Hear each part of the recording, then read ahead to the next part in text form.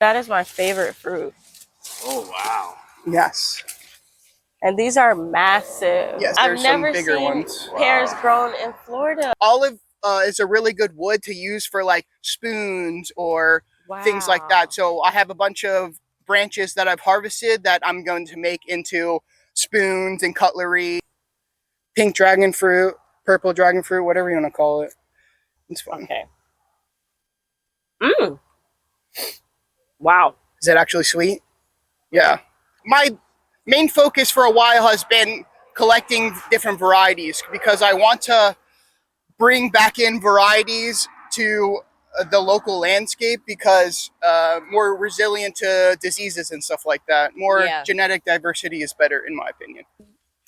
Different branches that you grafted, do they fruit at different times? Oh, yes. Wow. This is too small, but... What is that? Do you know?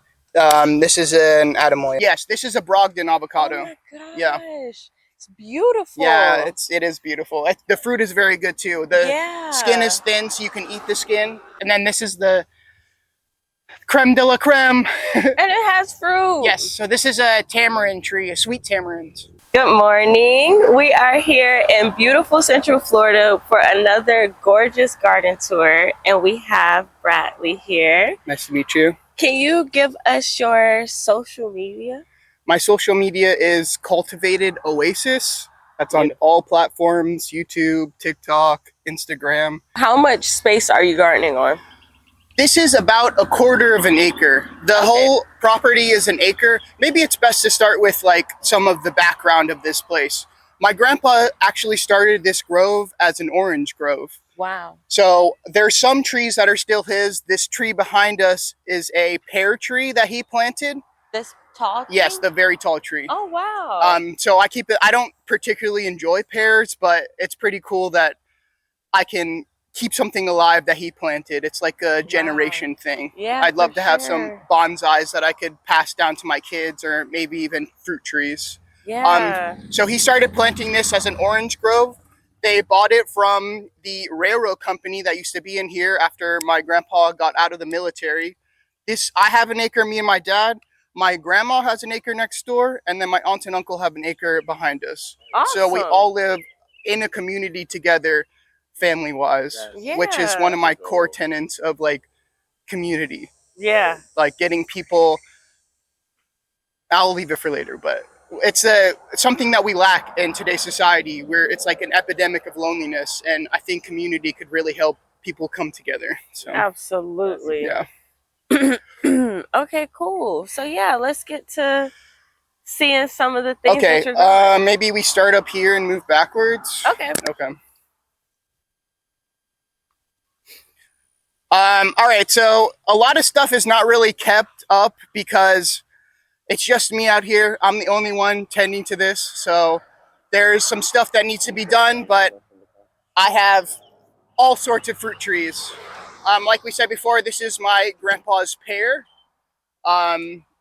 It's huge, but it's very beautiful, and I'll take the pears and peel them and then put them in like a mason jar to save them. So it's fun. So it has pears on it right now. Mm-hmm. Wow. You can pick them if you would like. I've never some bigger seen ones. pears grown in Florida. I don't know the variety, but it might be Bradley pear, which is my name. So that's kind of cool. Oh, shoot. Okay. Yeah, and it's soft. Yeah. Oh, it's ready to eat? It's perfect, yeah. Usually you have to wait a couple days, but if they're soft, then you're good. Am I able to eat the skin? Yeah. Mm-hmm. Let's do it. It's not the best, but...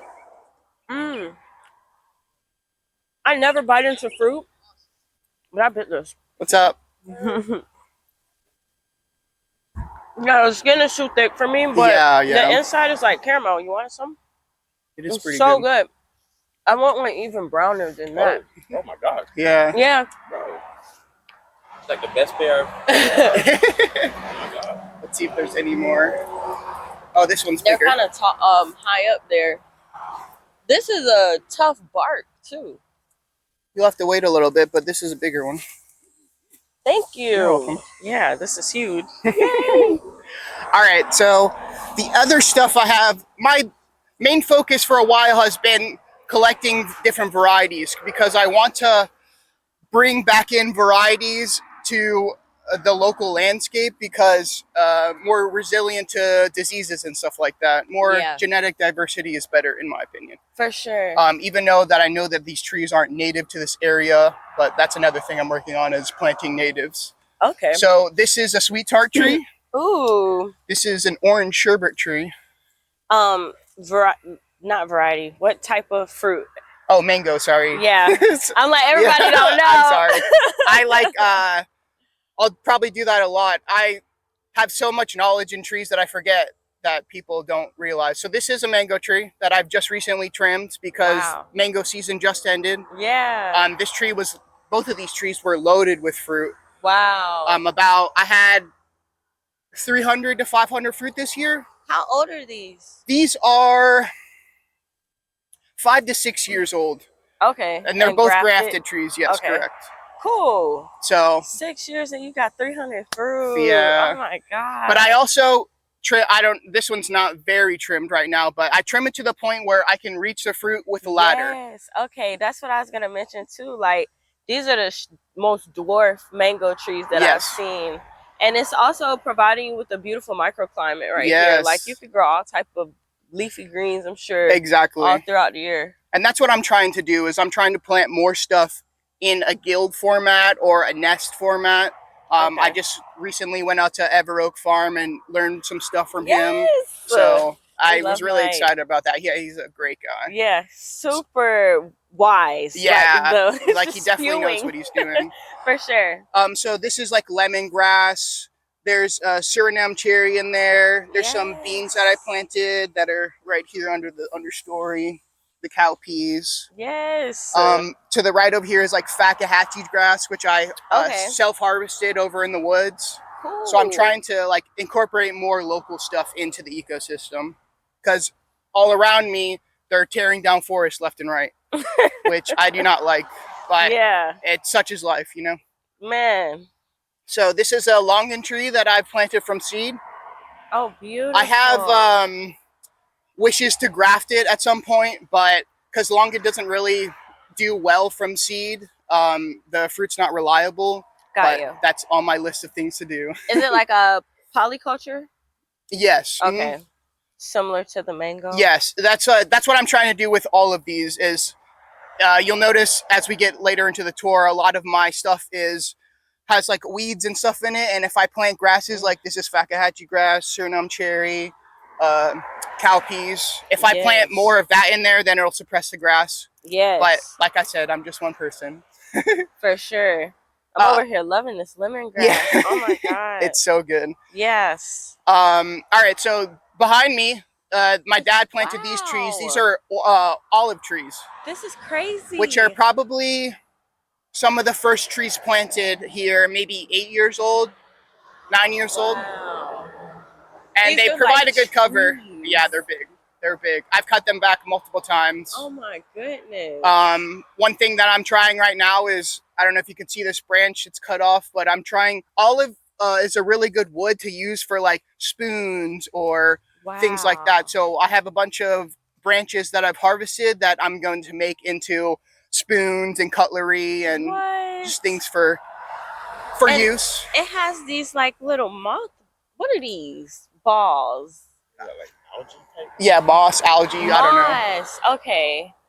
Oh my gosh, it's so pretty. I don't even know if the camera can pick it up, but I don't know. It's so whimsical. Yeah, you don't really see amazing. Olives. Yeah, especially not here. Yeah. Like, oh my gosh, do you actually use the fruit? Yes. Okay. So I have some, not harvested right now, but usually it's the way they harvest olives in like horticulture is they put a big tarp and then shake the tree. So like being by myself and harvesting each little olive is a lot. Yeah. So I use some of the olives, but not as much as I could. Yeah. Because it's labor intensive. Got you. But it does produce olives when it gets colder. For the last 3 years, it hasn't been that cold. So it kind of does, but it kind of doesn't. And I saw some wasps. Everybody knows. Yeah, there's I should have warned you guys. There's also bees on the property, so Just watch out. Okay. There's a bunch of nature. Ooh, so this is where I plant the avocados. I've done a lot of different places where to plant avocados, but I noticed that they don't like wet roots at all. And my whole area is low-lying. So when it rains heavy, it floods. So I've killed a bunch of avocado trees. So I realized that the only place that I can plant them is up here on the berm. So this is an avocado? Yes, this is a Brogdon avocado. Oh my gosh. Yeah. It's beautiful. Yeah, it is beautiful. The fruit is very good too. The skin is thin, so you can eat the skin. Yeah, it's beautiful. Brogdons are actually my favorite avocados, and really? I've killed 1 or 2. Yeah, I've killed a bunch of avocado trees. It sucks. Yeah, so a lot of my money has gone into fruit trees, which, for better or worse, that's what happened. Hey, best thing to be spending your money on. That's exactly, and you get. I try to make this video a lot, but it's like the finance, bro, exponential growth. Like you're gonna plant that tree and you're gonna get more fruit to sell from it. So I don't know if people understand that, but you're investing into the future. We're planting hope for a better tomorrow. Behind is a Nishikawa avocado, which is like another. I like buttery avocados. Okay. So I try to find varieties that the typical Hass that you find at the store won't grow in Florida. So I try to find varieties that are like more buttery. Yeah. Because I like that. Me too. Yeah. All of that grainy, watery. Yeah. I'm not a Florida avocado girl. Me neither. Do not pass me that big ass avocado. Exactly. My aunt and uncle have a big tree and it's just a watery avocado. So another thing that I do is I sprout seeds and then I graft onto them to make new plants. Got you. And that's another way that I save money. Yeah. And this is it's a watery avocado, but it's a whole avocado. Okay. I needed there's A and B avocados and they fruit better when it's both A and B. So this is one of the 2, A or B, I forget which. Yeah, but that's a great tip. Is it like a pollination thing? Yeah, something about pollination. It's better when you have the A and B because I guess the bees fly. I have videos of the bees on the flowers, so they definitely pollinate them. Awesome. And I guess when they pollinate them, it's better to have the 2. Yeah. I don't know. That's what the internet told me. Right? What is it? Oh my gosh. Blueberries. Yeah. Same thing, right? Okay. Okay. That makes sense, I'm not sure. Because they were like, I want to say the person that told me said it isn't even as deep as like pollination. They just send each other energy that like hypes each other up to grow better. That if makes there's sense. 2. I was like, what the heck? Yeah. But you know, plants talk. Yeah, so, they're communicating underground. Yeah. There's a whole world that you guys don't see that's underneath us, you know? Exactly. That I don't see anybody, you know? Yeah. I noticed your castor plant too. Yes. So this is that. The way I got into gardening and learning about it was looking at YouTube videos. And the thing about YouTube videos is a lot of the videos are for up north, which is opposite of our season. So you have to know where they're growing. And I found castor bean, somebody who was growing it in a greenhouse for pest management. And then I saw it like on the side of the road. So these seeds are from the side of the road. Awesome. So you just took some of the seeds and sprouted it, and then in the back there, it sprouts by itself. I don't have to do anything. Wow. And that's another thing. The amaranth right there, the long red one. Yeah. That also seeds itself and sprouts itself. Wow. So that's like a big thing for me is anything that I can do to make it less labor intensive for myself, I'm gonna do. For sure. So that's why I'm trying to grow more native plants because, like you see, the Biden's Alba just does its thing. It's going crazy. Yeah. And the bees just boop, boop, yeah, boop, they boop, love it. Boop. Yeah. Which is one reason that it looks unkempt or whatever. My grandma next door loves grass and she's like old-timey and really into the grass, but I grow things that are going to help everything out. Not just look aesthetically pleasing. Yeah, and you know what? Just throw some logs right here and it's a landscape. Yeah, yeah, exactly. You know, she needs pavers and stuff. That's what helps grandma. But, so I try. I do what I can. It's looking great. Yeah. I love it. Thank you. All right, so over here, these are more mango trees to our side. I don't know. This is an Angie. Okay. And then these are banana trees. Yes. And as you can see, there's flowers and fruits. Wow. This is blue java and a blue java and ice cream banana. Okay. So there's, I believe these are blue java, and on the other side is the ice cream banana. This also, this just happened. I didn't even know that happened. Little baby. Yeah, I need to prop that up. And then, so you're gonna try and save it? Yeah, probably. I don't know. There's so many racks on here. If you look onto the side over here, is. Yeah. Dang. These ones are almost ready. On racks. Yeah. So I originally planted this as a banana circle, but I didn't manage it that well, and it's more of a banana clump now. A banana pit. Yeah, exactly. And you got a Mexican sunflower. To give food for the bananas. Wow. And then behind it, I don't know if you can see, there is another orange sherbet tree. Got you. And it's growing in the shade like this? Yes, it's done very well. This is another tree that produced a ton this year. Wow. And what tree is this? The fruit is, okay, this is like a... Black I was waiting for a second. This is a Nona tree that has a bunch of Nona reticulata and, oh my goodness. Yeah, pretty much just different varieties of reticulata grafted onto it. So the original base, let's see if there's still a fruit on here. No, it got taken off. So the original base is a pond apple. Oh my God. Yeah, which I have another small tree over there. But this area is prone to a lot of flooding. That's why I planted bananas here. Okay. And the pond apple does really well with flooding. So that's why I grafted onto it. This is the original pond apple branch you can see. Okay. Yes.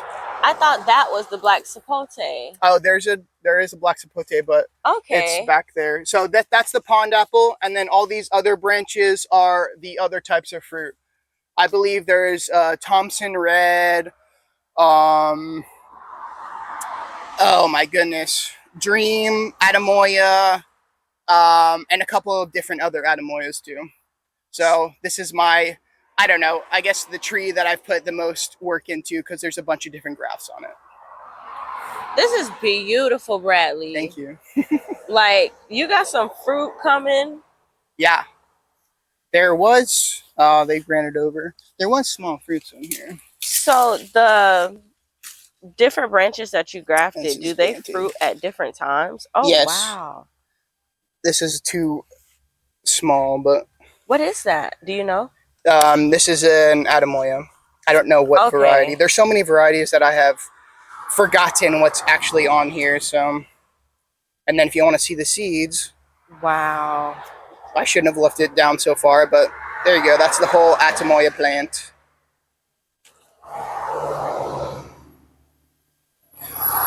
That's awesome. And then behind this crazy plant is another circle or a triangle, whatever you want to call it, pit. But instead of bananas, there are some bananas, but it's more for coconuts. Yeah, I was about to say, oh my God, we have to talk about these coconuts. So those are 2 huge coconut trees, which have not flowered yet. Oh my gosh. It's coming soon though. Yeah. These are massive. So the way I found out that we could grow coconuts here is there's a neighbor that's a street over, catty corner, and he has a large coconut tree that produces flowers and fruit. Wow. So I was like, you know what? I'm going to get some. Yeah. And we've had particularly warm winters these last 3 years, so it might not do good in the future, but whatever. Yeah. It's all trial and error in planting. Okay, so this is cherry of the Rio Grande that I've grown from seed. Wow. I've never tried the fruit. I have not either. Okay, yeah. I'm like, I've heard so many good things. Is this a native? No, it's not. I think, I might be wrong. I think that may be cherry of the Rio Grande, and this is another Eugenia. But like Patangatuba? Yeah, or Patomba, or something like that. And then behind it is a date palm. Ooh. Yeah, that nestled. One that's nestled in there. Oh my gosh. And then I also grow sugar cane in here that I chop and drop to feed everything. Where's the cane? I just chopped and dropped it, but it's in the back there. Got you. And then there's also some lemongrass and stuff like that. So do you know what variety of date that is? No, I actually got it as a gift. That's a great gift. Yeah. I know that there's one variety of date palm that does well. I think it's the Canary Island date palm. Okay. That actually fruits. And the thing with date palms is we're so humid in Florida that they rot on the tree very easily. Mm-hmm. So Canary Island date palm does okay. Got it. So maybe that's something that I'll look into getting later on, but you know. Yeah. I try. No, it's looking good and healthy. Yeah. So. Oh, and then the other thing is this last mango is a pina colada mango planted right next to the Okay, so it's two coconut. mangoes over here. Yes, correct. So just in this maybe like, I don't even know how many feet this is. This is not a lot of maybe space. 10, 20 feet. There's like 20 fruit trees. Yeah. So you can plant, as long as you keep them small, you can plant as many as you want in a certain area. The bananas? The banana Yeah, it was up a day or two ago. it just happened. Yeah, it just happened. Same thing with that one. That one just happened. So yeah, as long as you keep the plant small, you can grow in a limited area. Yeah. I have constrictions here because I don't fully own this property, and my dad wants there to be grass. So the mowers come through, cut the grass, but I'm trying to build up the nests and the guilds to make it more of a food forest, permaculture, centropic, whatever you want to call it. Natural farming. So this is the which mango? This the is Angie? orange sherbet. Oh. This is the Angie. Okay. These leaves are beautiful. Yeah, they are. It's pushing out some... is this how it grows, this new leaves? Yep. And so I guess I can talk about that a little bit. The thing that I do, along with cutting the branches that are too close to the ground so that the fruit doesn't sit on the ground, is I'll come through and each section that has 2 growth nodes, I'll tip the very end of it, which is just cutting the last bud on the fruit, which makes it, instead of doing just one out of the tip, it'll produce multiple out of the tips. And that's what you want. More branches equals more fruit. So wow, that's my practice. And if it doesn't have more than 2 growth nodes, then I'll leave it alone and let it sprout out a little bit more. Okay. So this is an example of one that only has 1 growth node. Yes, correct. And then this is one that I cut, and you can see that it's sprouting out Yes. multiple different ones. Because this is the 1 growth node and then the second. Yeah, correct. Wow. Beautiful. This is so cool. And then as you can see on the ground, I lay all the branches on the ground for compost. And chop and dry. yeah. It looks so happy. Yep. So everything, black soil under there, everything that I take from the trees, it goes back to the soil. Yes. To be a full circle of life. And these are all peaches? Yes. So these are all different varieties of peaches. You must love peaches. I do.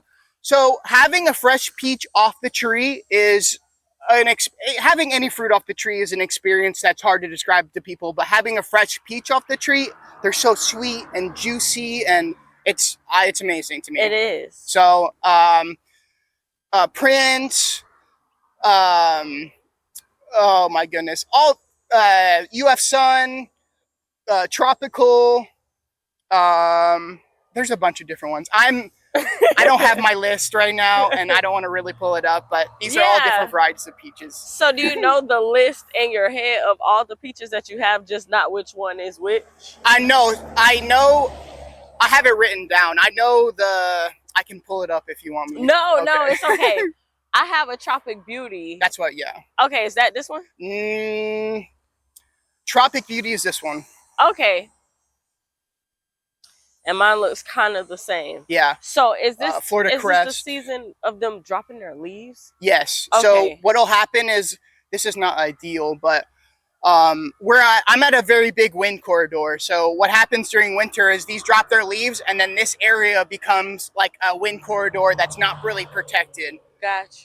So when the hurricanes come, which is during winter, it kind of rips the wind through here, and it's not the most ideal. So if I were to do it again, I would probably plant like mangoes and stuff at the edges So it would be a little bit more protected. Like a windbreak. Yeah, exactly.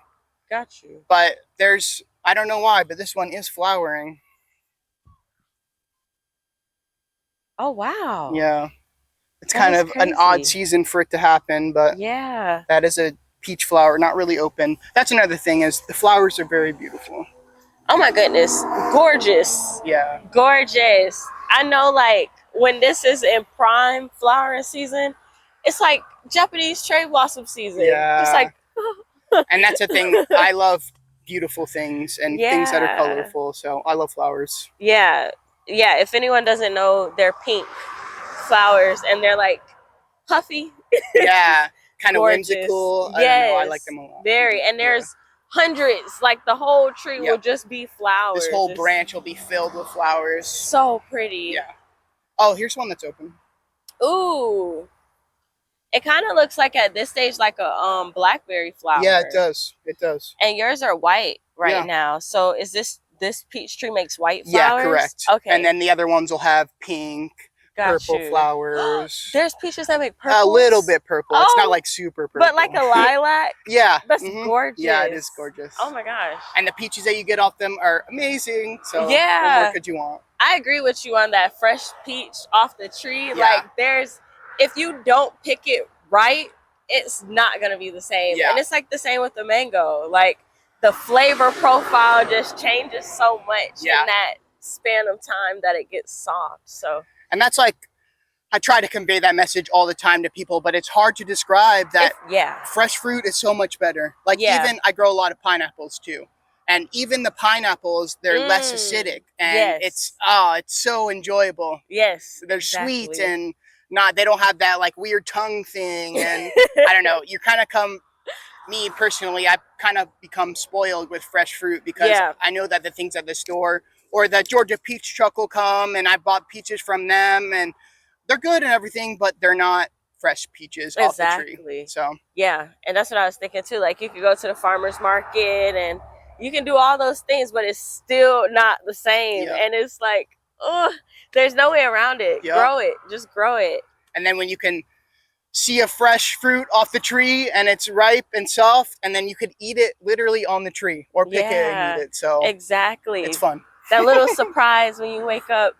I'm seeing you got like 4 or 5. Like this tree is like flowering. Yeah, I don't know why. That's interesting though. Maybe because we have like a warmer fall or something. It's definitely been warmer. There's a wasp nest on that branch too. I'm like, oh no. So this is citrus. Yes. So both of these are citrus. These are ruby red grapefruit. Wow. The thing I'm trying to phase out citrus because they get diseases, and you'll see that the new growth curls up and gets a bunch of bugs. And I don't know if I have the greening, but I'm sure it's inevitable. Yeah.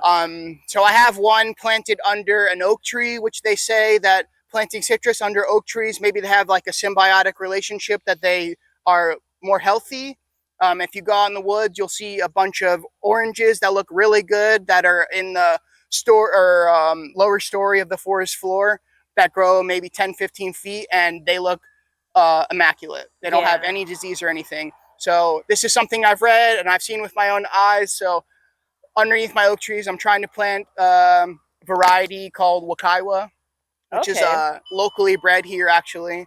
And there was a guy that bred them over in Christmas, and I was like, oh, I like this one the best. It has a little bit of pink inside, so very cool. Wow. So I do what I can. I don't know if I'm talking and messing up the video. Sorry. No, you're awesome. The more talking, the better, because it's all information. Okay, cool. Yeah, you're great.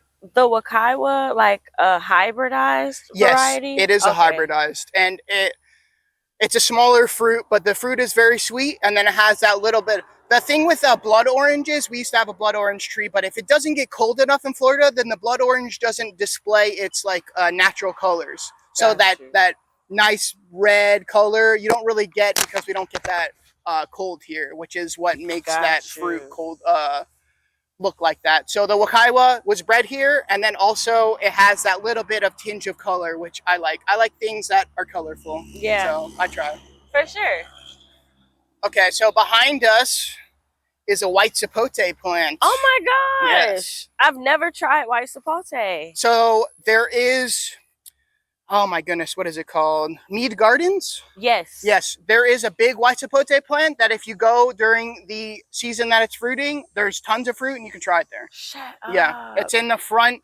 There's 2 parking sections. When you go in, there's another parking section to the left, outside of the main parking section, and to the left is where they have all their fruit trees. Wow. So they have a bunch of different mangoes, Cali guava, white sapote, 2 different types of white sapote. The other one is like has a fuzzy leaf to it. Butter. Oh my goodness. What is it called? Butter. No. What's the thing? Peanut butter and jelly. Peanut butter fruit. Yes. Yeah. Which is very good. I tried that for a little bit, and I got seeds from there, and I planted them. And they have a bunch of different fruit, so it's a cool little place to go. Awesome. Yeah. I didn't even know where their fruit section was, but I have tried their Pakistan mulberry. Yeah. Huge mulberries. I don't even know if Pakistan, it might be like a Tice. Yeah. But it's a beautiful, huge, whimsical mulberry tree. And that's the other thing is mulberries are super good, but you won't find them in the store. Yeah, so exactly. It's true. Hard to describe to people. But the white sapote is pretty good. Not my favorite, but it grows here very well. It's a good windbreak, and that's the reason it's on the edge. Got you. And it looks pretty too. I like how the leaves are like 5 little fingers. Yeah, it's like an umbrella. Yes, exactly. It reminds me of a mango too. Yes, it does. Those leaves look maybe like a mix of a mango and a peach. Yes, exactly. Very beautiful. So I did have a grafted variety, but it ended up dying. So this is just a variety from seed. So we'll see what it does. Has it fruited yet? No, it has not fruited yet. Okay, cool. And this is another sapote. This is a more rare one. It's called canistel or egg fruit. Oh, wow. Yes. This is another one that I grew from seed. So it's an undetermined variety. Okay. My main goal here, maybe a side goal, I don't know, is to grow things that maybe one day I'll create my own variety. Yeah. And I believe that varieties should be shared with the world, not patented like the pink pineapple. Oh my gosh. But that's just my personal view. Yeah, no, the pink pineapple is like the bane of my existence. Yeah, exactly. I don't think you should be able to patent nature. I don't think you should be able to cut the top off. Yeah, that's another thing too. That just it's like I want to grow it. No, you can't. It's so backwards to like you grow food. Why would you stop other people from growing food? It just I think they know that people are going to grow it, but they're just trying to delay it further. Yeah. Because like you can get the seeds from the fruit, but seeds take a long time to. For sure. Yeah. Especially with like pineapple. Yeah. But wow.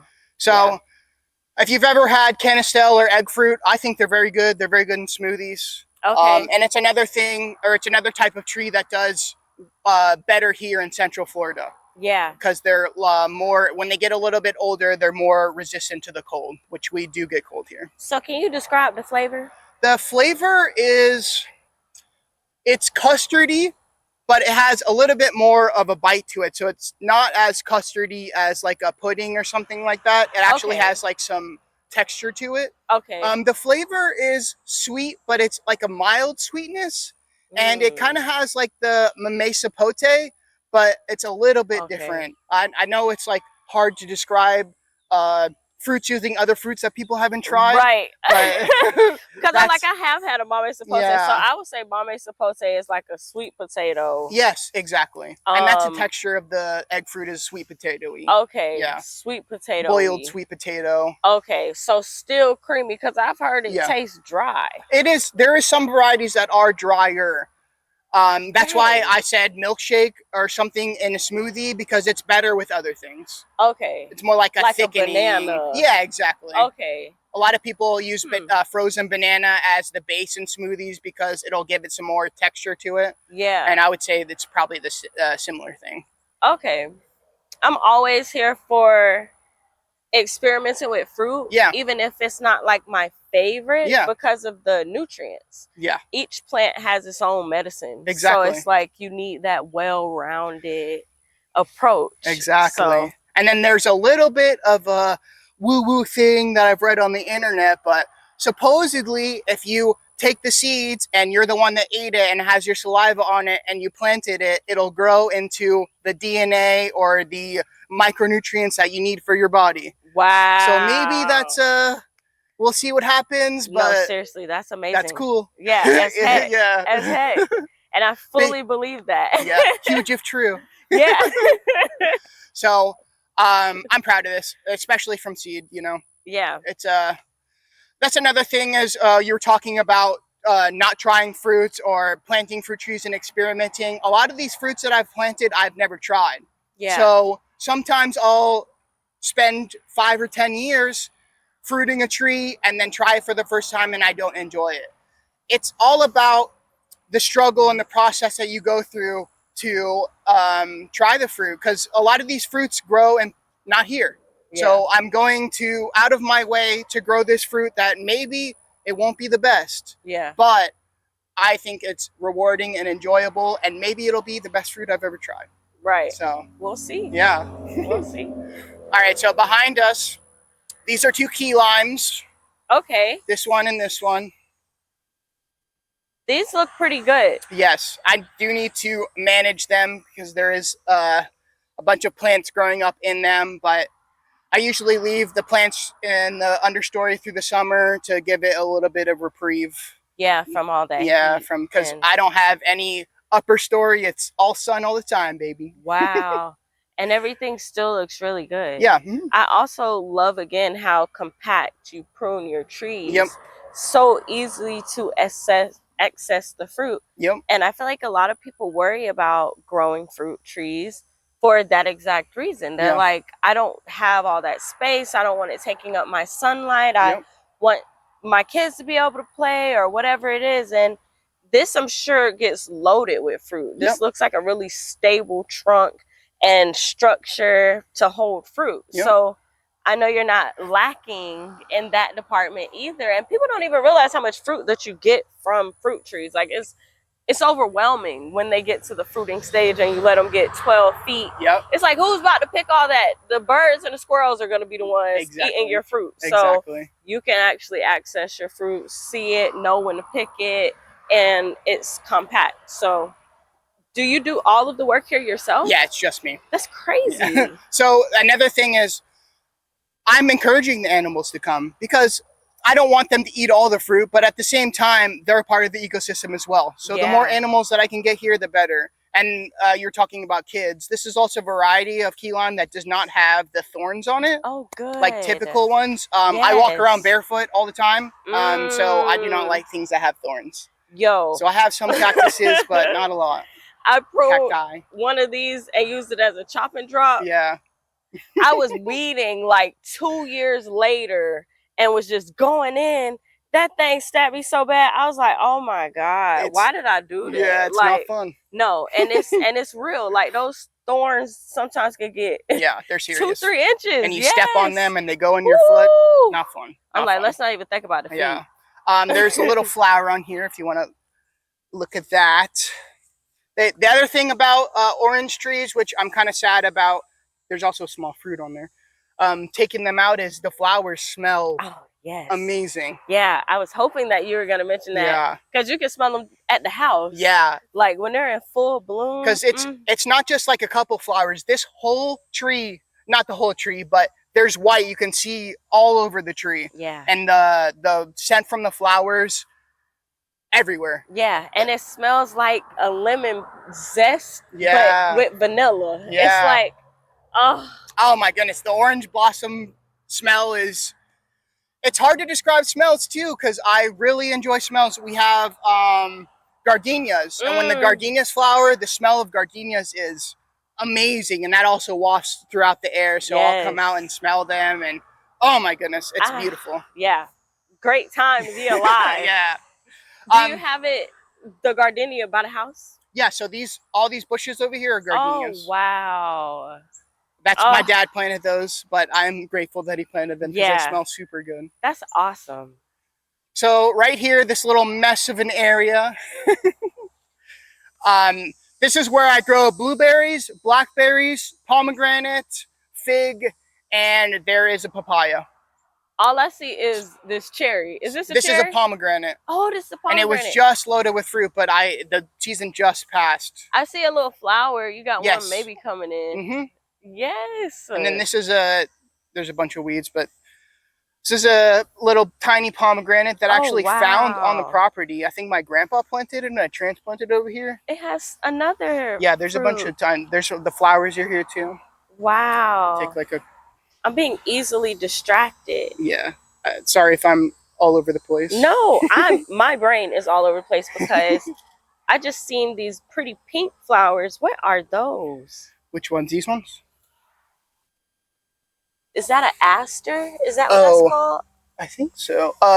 Florida snow, we call them sometimes. Oh, it's so pretty. Yes. That's very beautiful because in the winter, that's one of the few flowers that actually flowers, so we call them Florida snow because they're a ground cover and they'll spread across and it looks like snow because we don't get snow in Florida. I almost thought this was a miracle berry. I was like, yeah. I excited real quick. I was like, oh yes, that's one thing I do not have. Eat these. Yeah, maybe, I don't know. I'm not sure.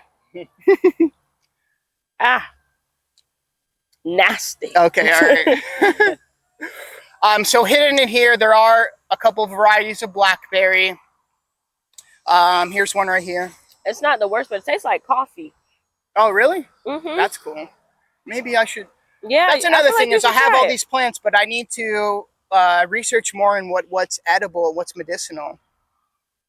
So that's blackberry. There's also amaranth in there.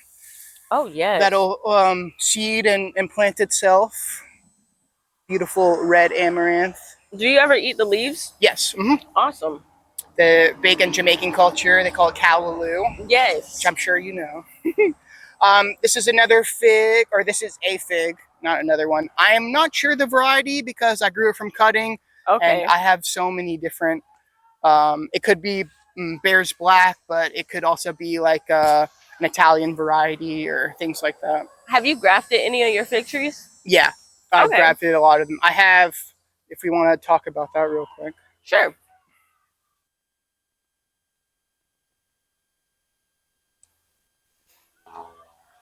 So these are two of my most recent grafts. Ooh. This is a grafted mango and then a grafted avocado. This is the Nishikawa avocado. And that one took. Yeah, very well. This one hasn't really pushed out yet, but I guess we'll see what happens. Yeah, the scion is still green. Yeah, so that's why I'm leaving it. But we'll see. You go, Bradley. I'm so impressed because neither one of these are the same size as the trunk. And that's something that I was so fixated on, but it doesn't matter. Yeah.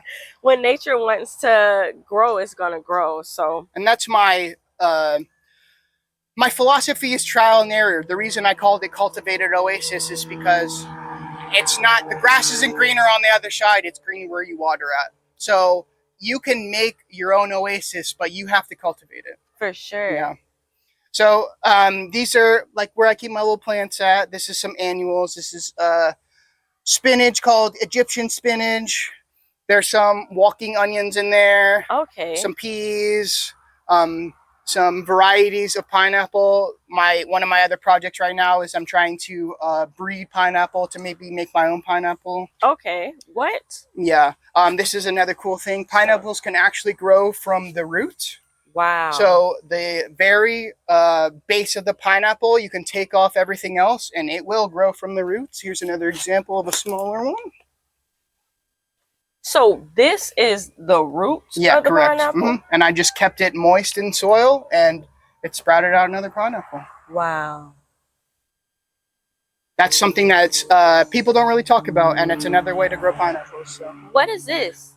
These are in the mangosteen family. No, sorry. Oh, sorry. One of the families. It's like lemon drop mangosteen, gambogi, and another type of tree in that family. Yeah. The gambogi is like if you've ever had like lemon drops, it's like that. It's like sweet and sour, which lemon drop is like my favorite candy. Oh, and you're so talking about the actual lemon yeah, drop the candy. candy, yeah. Because this is a lemon drop mango steam. Mm-hmm. Okay. And then this is the gambogi, which is like more rare, but I actually had this fruit. I haven't had either of these.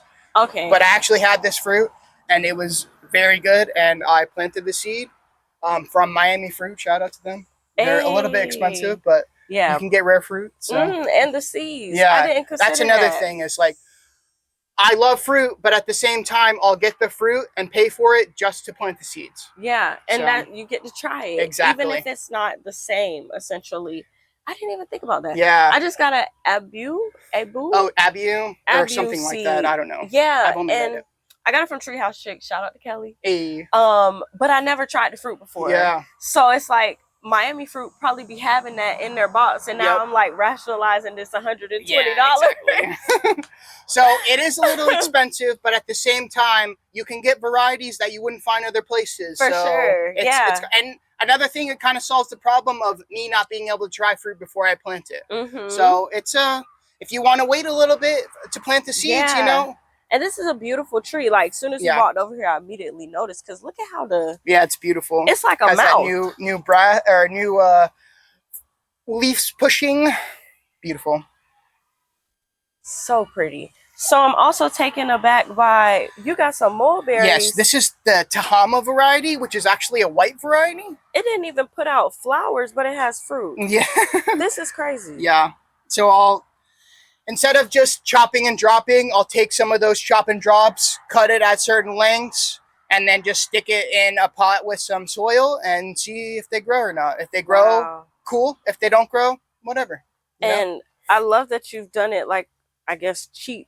This reminds me of more like Asian style gardening. Yeah, I take a lot of experience from listening to languages I can't understand on Instagram and stuff, and seeing how they do it. For sure, because you're utilizing not a lot of potting soil, but a lot of material. Yep. You know, and as it happens, you can transplant, but like I see people, and I'm guilty of this too, taking just one of these seeds and putting it in like a half gallon like this. Yeah. You know, and it's like, that's a lot of soil. Yep. And by the time I'm done, I done watered down my soil, all the nutrients gone. Yep. So this is actually the first year I'm trying that this is all avocados that I got from my uncle's tree, the watery avocados that I'm hoping on sprouting and grafting too. Yeah. This is another area underneath here is where there's a bunch of little mangoes coming up. That's from me eating the mangoes and then sprouting them. Wow. From my property. So closed loop system, and then I'll graft onto these, or maybe I have one variety that's up there. The way you make new varieties is sprouting them from seed and letting them fruit, which is like a 7 to 10 year process. So maybe some of them I'll try to make a new variety, but a lot of them I'll probably graft too. Awesome. And what kind of tree is this? This is my favorite tree. This is jasmine. And when it flowers, it is delicious smelling. Wow. There's some tiny little fruits. There's no flowers. Yeah, that's what I'm seeing. So I didn't even know they made, like, it looks like citrus, and I feel like the smell reminds me of citrus. It's, oh my goodness, it is divine. I used to live in a house that had a huge tree of this, and I tried to transplant it so many times, the little seedlings, and I finally got one to take, and I brought it to my house, and it is just, the smell is unbelievable. Yeah. Yeah. The jasmine vines are one of my favorite smelling, one of my favorite smelling flowers. Wow. Is that edible? I don't think it's edible. It might be. But again, I have not looked into it. Yeah, I haven't seen it in any of my medicinal books as far as eating, more so aromatherapy. Yeah, like putting the flowers and making like a little oil or something from it. Yeah, or even like a bath, soaking in them. But wow, this is so pretty. Okay, so this is the olive tree branches that I was talking about earlier that I'm letting dry out. And I'll maybe make some utensils out of them or something. I plan on making a video. Yeah. I have all these plans to do things, but again, it's only me. So yeah. And somebody's got to work. Yeah, exactly. I also work 40 hours, so. Yeah. Oh my gosh. This is more of a passion project on the weekend. Yeah. Which, it's fun. For sure. Yeah. For sure. Behind this tree is a one that people talk about, the cotton candy berry or the strawberry tree. Wow, and it's huge. Yeah, it's massive. I got it when it was only just a branch like this, and now it's huge. Let's see if there's probably some fruit on it. There are. Let me go grab some real quick. And some flowers too. I don't want to get in the way.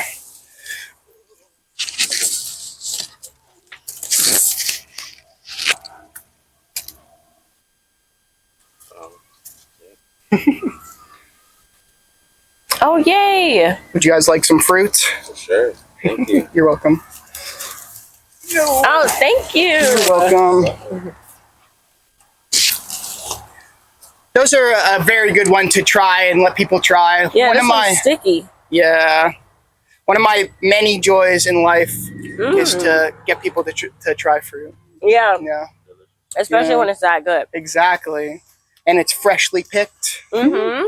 And you got a lot of good things going on. It looks like these are also peanut butter fruit. Yes, exactly. So these are the ones that I got, and I sprouted the seeds that are looking very, very healthy. There's also, in the back, we have not shown it yet, but I have sweet tamarinds. Ooh. And this is sweet tamarind sprouts. There's some anonas in here, some sugar apples. Wow. Some citrus that I was planning on grafting, some Suriname cherry. Bradley, that's like $1,000 pot right there. And just one pot. Yeah, both of those together, I need you're a rich to man. pot them up. Yeah. That's awesome. Okay. But again, you can make money by trading your time, or you can make money by putting seeds in the ground and spending time to water them and care to them. Yeah. So building a life. Yeah, there's many different ways. As long as you have the patience, you can do whatever you want. Wow. You can cultivate your own oasis. Ooh, boop, boop, boop, boop. Okay. So what's been your biggest challenge? My biggest challenge, to be honest, is, I don't like to call them weeds, but I will for this scenario, is these plants that pop up around other trees. It's hard by myself to manage the plants that pop up because ultimately, I do put mulch down, but at the same time, the plants that pop up are stealing nutrients from the mulch.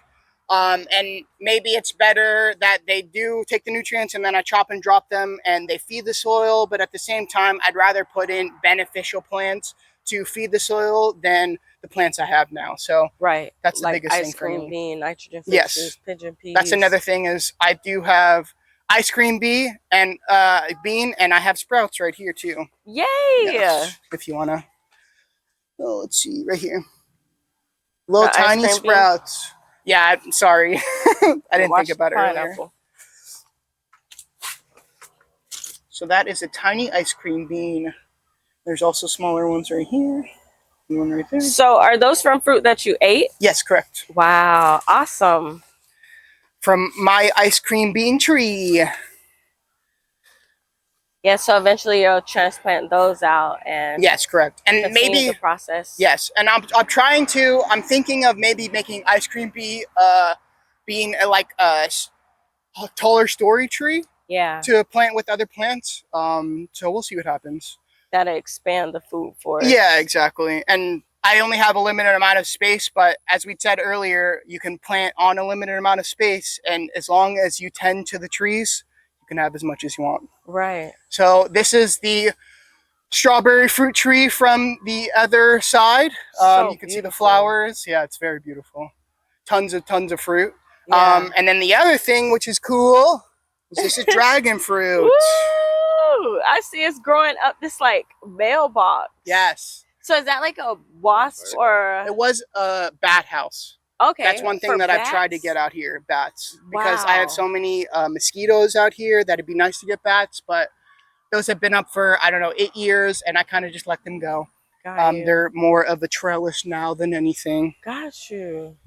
Do you guys want to taste some ripe dragon fruit? For sure. Should we do that? All right, let me go grab some. That's a yeah. So this is my little pineapple patch. There used to be a huge tree that was here, but we ended up cutting it down. Awesome. And I'll plant pineapples very close to each other, different varieties. If we walk over to the other side, there are different varieties.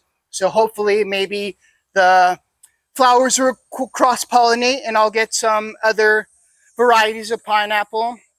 This is a Florida special pineapple. Okay. The sugarloaf pineapple. Wow. And these are just ones from the store. This is like so many plants. Yep. Have they just propagated themselves, or are you No, I here? planted most of these. Wow. Another variety is this red pineapple, which makes cool little red fruits. Oh, let's see. Wow. Oh, cool. Look at that. So these are not edible, but look how gorgeous that red is. Sometimes I grow plants because they look good. Yeah. Bikini bottom. Yeah, exactly. And then you can plant all those little fruits or those little pups. So if you guys want that, you can have it. Oh, sure. Yeah. Thank you. You're welcome. I know it's not edible, but yeah, no, but cool. This is so cool. Yeah. I'll plant them outside of my windows. Cool. Because they're extra spiky. Yeah, they are spiky. And elongated. That's another thing is when I garden, a lot of times I wear long sleeves because reaching into these, my arms get cut up. Oh, yeah. It happens. Some of them, I think it's the sugarloaf. Is that this one? Yes. Mm-hmm. They have the serrated. Yeah, they're like bad. Extra angry. Mm-hmm. It's very bad. And then this is probably the coolest pineapple I have. I don't know if it is. Oh. Oh. Oh. Oh. You wanna? She ready too. Wow. So this is a sugarloaf. Wow. Which has an edible core to it, so you can basically eat this whole pineapple. And that's another thing that I was saying before is when you pick that fresh golden pineapple, it has very little acidity. Yeah. And it's very, very good. And then you can plant the top. And from the plant that I picked from, there's a bunch of little pups that can be planted. Would you guys like a pup? Sure. Yeah. I'm never going to turn down a pineapple pup. There you go. Thank you. So very beautiful.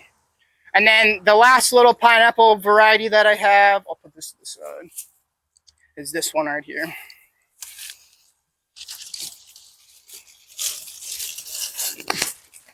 So I don't know if you want to get close or not, but this is a variegated pineapple. Oh, yes. It actually has a pineapple on it.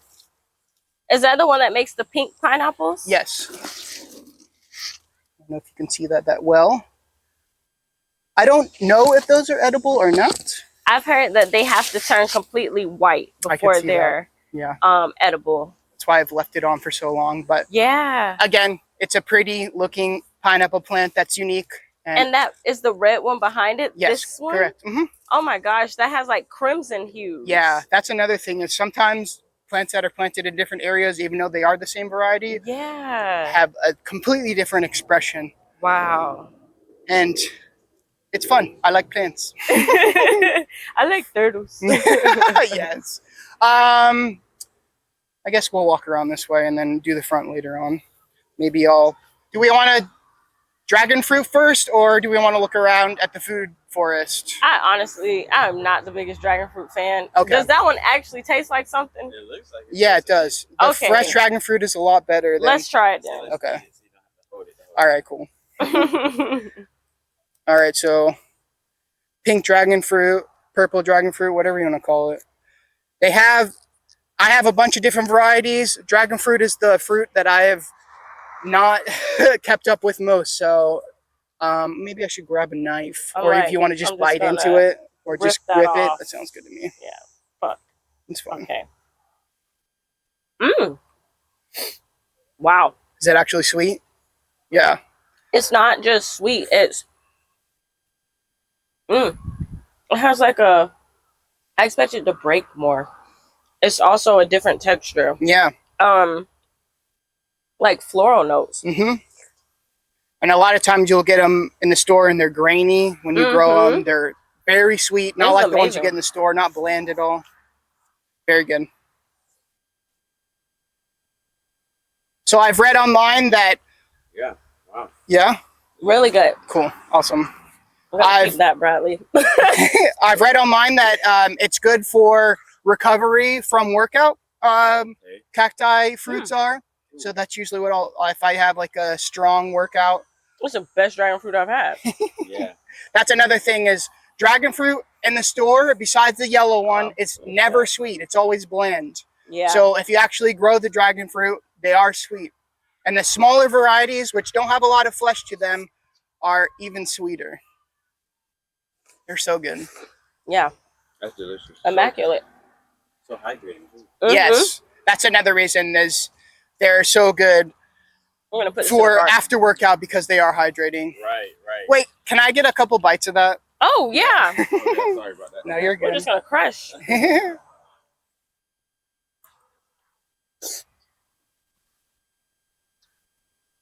So good. All right, you guys can have the rest. You can go. You can finish if you want. No, it's fine. I have so much.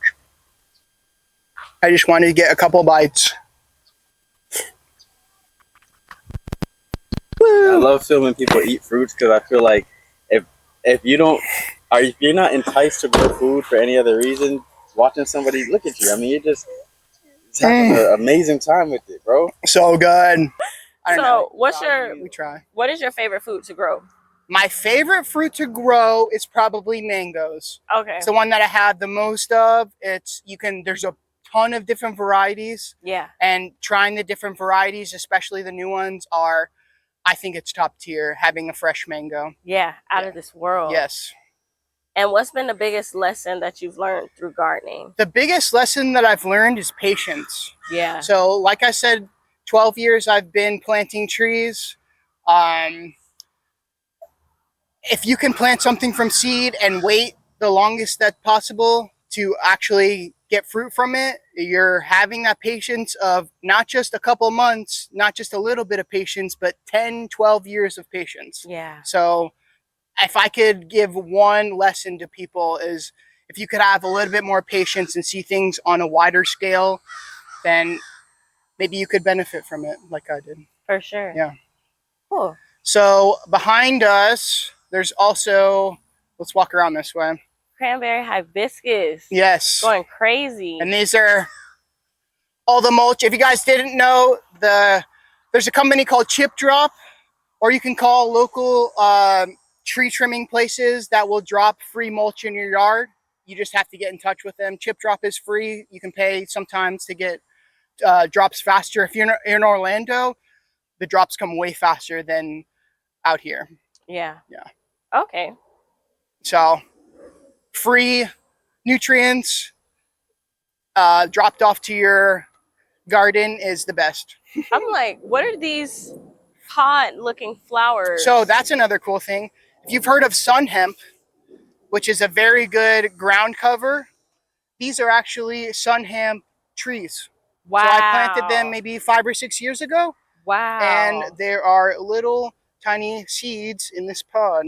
So is that also nitrogen fixing? Yes, correct. Awesome. I believe. I'm not 100%. There's not any developed pods on here, but over there are some. So there are seeds, believe me.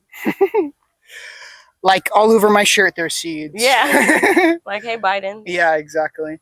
So over here is my little sugar apple plantation. Awesome. They're all planted from seed. So these are new varieties of sugar apple. Some of them I have grafted onto to put Adamoyas on, which is a more tropical plant. On the other side, there is a Rollinia, which is another Annona, but it's more tropical. If you can see the leaves on this one, that's a different variety because the leaves are so big, not compared to these ones, which are smaller. So that's a Adamoya grafted onto an Annona. And this is Rollinia that I've grown from seed. And you put it up against the space for the windbreak. The reason for the light, and also these are less cold hardy than my other trees. So if they're up against a wall, my hope is that they'll get a little bit of protection from the cold. For sure. Yes. These look so healthy. And then this is a pond apple that I plan on grafting to, that I also have grown from seed. From the plant earlier, the pond apple, the fruit is not good at all. But the seeds are very good to graft onto. And that's what a lot of people graft onto with Annonas is the pond apple. So why is it better to graft onto a pond apple? I'm I think it's just a hardy rootstock. They do really good. Like I said earlier, we get a lot of flooding, so they do really good in wet areas. Okay. So you don't have to worry about the trees getting waterlogged and dying if you graft onto the pond apple. It takes most annonas, as in like you can grow most. It's besides Iyama. I don't know how to. I've only read it. That's another rare annona that you have to graft onto itself. But most other ones, this is the rootstock that they'll use. So sugar apple, soursop, Adamoya, cherimoya. Wow. Yeah, awesome. They will use the pond apple. Okay, cool. All right, so let's walk back this way. I have a couple figs and stuff in there, but that's not really important because it's unkempt. What is this? A so walnut? This is a pecan tree that my grandpa planted. Wow. And it's huge. Loaded. You can see, yes, exactly. You can see that there are fruits on it. Another cool thing about pecans is you can actually find them in the wild in Florida. The pecans will usually be a little bit smaller. This is actually a variety of pecans, so the pecans are a little bit bigger, but you get a ton of fruit. This is also a deciduous tree, so it'll lose all its leaves in the winter. Okay. It'll drop the fruit, lose all the leaves, and then it'll come back out in spring with beautiful new flushes of growth. So do you know they're ready to harvest when they fall on the floor? Yeah, pretty much. They'll fall on the floor and then they'll split open, and then they will be ready. There might be some on the floor right now. I don't know. Yeah, a few of them look like they're splitting open. Yeah, there you go. But once they drop to the floor, do they get wet and then nasty? No. They stay pretty well intact. Okay. Here's one right here. Oh, cool. It's not split open yet, but that is a pecan with the shell on. Wow. See if we can find one that's not. Here's another one. Yeah, there's another one here. Oh, it's not split either. Yeah. But you can leave them on the counter for a little bit. And they will split if you want them. Sure. I have had a fresh pecan, but I don't even know how fresh it was. This is just the shell. Oh. I think this one is that just the shell too? No, that's the actual fruit. It doesn't look the prettiest, but okay. So that is the fruit with the shell kind of rotting on it, but that's the nut and its real shell. And so this tree could be like, what, 20, 30 years old? Yeah, something like that. Wow. The house is 20 or 30 years old, so the tree definitely could be 20 or 30 years old. Wow. Which is very cool. Behind us, there are some varieties that I have planted myself. Those are called super crop. Okay. Pecans? Pecan trees, which have not done very well, but there is something that in Florida, I'm into mushrooms as well, because I believe that we should grow every layer. So in Florida, in pecan plantations, we do have a brown truffle that can grow under pecans. Okay. But it's hard to get it to cultivate in the area because, first of all, brown truffles in general, they grow like very close to the ground, so you have to have like a pig or a dog that can actually smell them. Wow. So we can grow truffles, but it is a little bit difficult. Got you. Yeah. Okay. And they're not the most choice. The brown truffles are not like super choice as in like the other truffles. They're like kind of like the lower tiers of the truffles. Got you. But truffles are cool. And does it still have that flavor? Yes. Mm-hmm. Okay. Yeah. Well, I'm here for it. What advice would you give to someone who wants to grow their own food? So the advice that I would give is, even if you're in an apartment, even if you have no land at all, you can grow food in pots. You can do amazing things just in little tiny areas. You could take your balcony in an apartment if you live on the 3rd floor and make it a little tropical oasis with a bunch of different plants. So a lot of things that I try to get people to realize is that there's a lot of things that you can grow that you already eat. So if you eat a bunch of lettuce, you can grow lettuce. If you eat a bunch of peas, you can grow peas, radishes, anything you can really think of. And you can also grow fruit trees in pots as well, and they will fruit in pots if they're grafted and you wait enough time. So yeah, no matter the constrictions that you have, you can definitely grow plants that you can eat, which is a benefit for you. Yeah. And I think it's cool too. For sure. For sure. I'm like, I didn't even think about growing lettuce. Yeah. I think I did microgreens. Yeah. But I don't naturally eat a lot of microgreens. Yeah, exactly. I've sprouted microgreens before, but at the same time, you can only eat so many. And when you sprout them, you get a bunch. Exactly. Yeah. And they rot so fast. Yeah. So it's like, dang. Yeah. But lettuce, that makes perfect sense. Yep.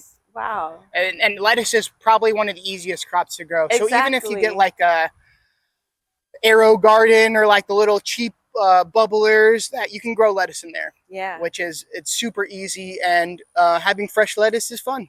For sure. Yeah, and it gets people into gardening too. If you that first time you cut the lettuce head and then it grows back, you're like, I'm a full-on gardener with a green thumb. So it's fun. Yeah, I love that. Yeah. And do you sell any products or things that you want people to know about? When it is mango season, I do sell mangoes. Awesome. That's probably the heaviest crop I have right now. Peaches, sometimes if I have enough, I will sell peaches. I'm working up to growing plants so people can buy plants, but that's like in the works. Got you. So I'll make my own plants, and then I do sell on Etsy sometimes. So the rare fruit trees or the stuff I sprouted. I have a lot of Suriname cherry, things like that. A lot of sweet tamarind that just sprouts itself. So I'll send that to people. Awesome.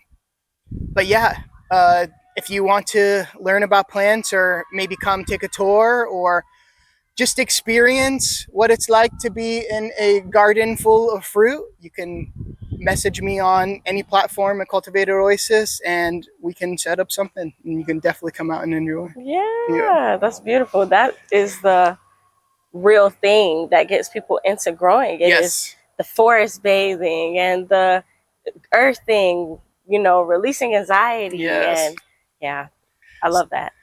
So maybe that's a good time to talk about it.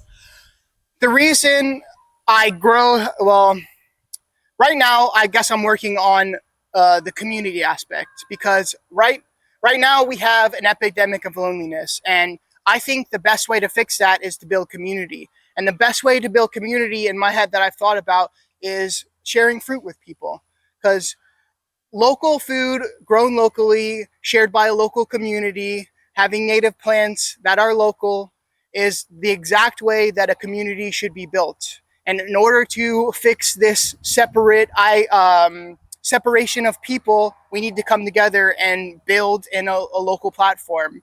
And I think plants are the perfect platform to build around. So if we could have, and this is not even, you guys live in a certain area, I live in a certain area. It's not even like the Central Florida thing, so maybe our communities can come together as a Central Florida community, but it's really about hyper-local, hyper-specific communities, because growing food, it should only travel so far within the community. And if more people grew food, we could help each other and have a trade, a barter between people. And this is more esoteric, but I think AI should be the same way. There should be small AIs that are running in tandem with, in symbiosis with local communities that will help us flourish. Instead of treating AI as above or below, we can treat it like we should treat everything as a circle of the whole ecosystem. Yeah, integrated. Yeah. Absolutely. Yes. So that's the thing I'm working on right now, is maybe one day having events. There's this thing called Perma Blitz, where you go out to somebody's house, bring a bunch of plants, and the community comes together and plants the trees with them, for them. So if we could just help each other out on a local scale, I think we would all be better off for it. For sure. Yeah. Thank you for posting and sharing this, because, it's one thing to do it, like you said, local, but for these things to happen. And I showed Trey this video because I love this video where you're like, who's going to plant the plant? We are. And who's going to push the boulder? It's like, we have to be the change that we want to see. Exactly. You can't wait to be saved. Nobody's coming. And if they are, they're to take, not to give. So. Oh my goodness. We are our own saviors. We're here to save ourselves. Yeah. It's not a me movement. It's a we movement. Yeah, for sure.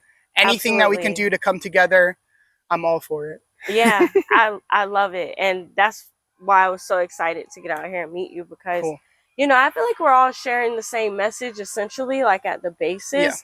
But the way you explained it and your personality, it just seeps into like the millennial side of me that's used to like memes and cats on the internet talking. And it's like, it's lighthearted with such a deep message, you know. Thank you.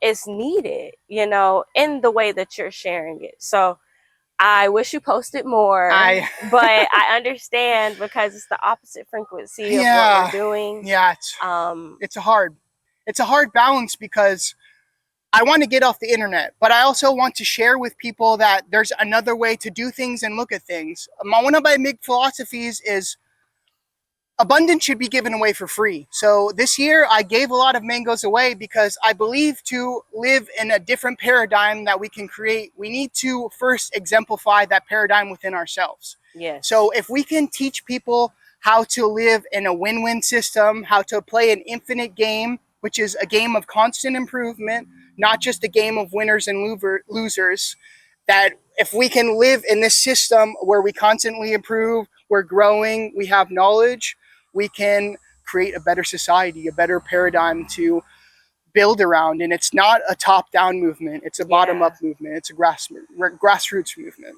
Period. Yeah. I love that. Literal grassroots. Yes. Yes. Wow. I've never had it explained like that before. Cool.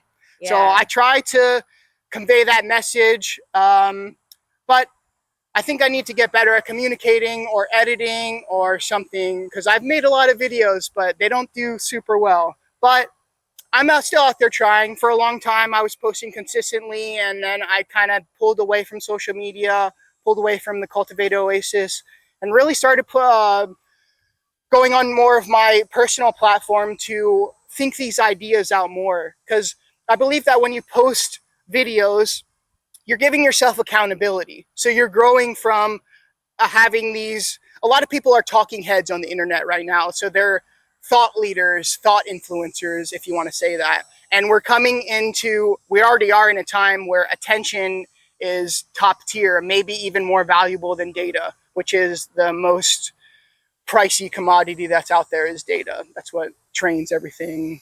There's a whole thing behind that. But I believe that in order to convey this message, we kind of have to use the existing platforms to build off of. It's not about destroying the old, it's about creating the new. So what can we do to come together to create on what we already have, whether it's with the government, whether it's with social media, whether it's with the land, the local community, to build something that's better than us, that's a hope for a better tomorrow. For sure. Yeah. Yeah.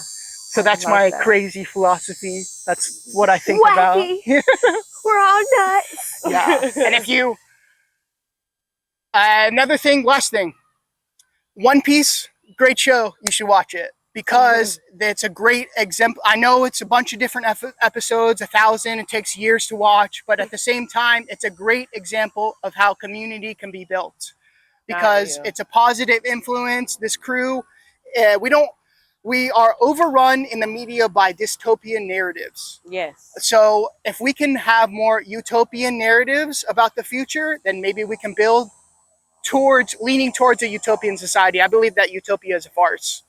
But if we can lean towards that way of living, then maybe we can create a better world. Struggle, I think, is essential.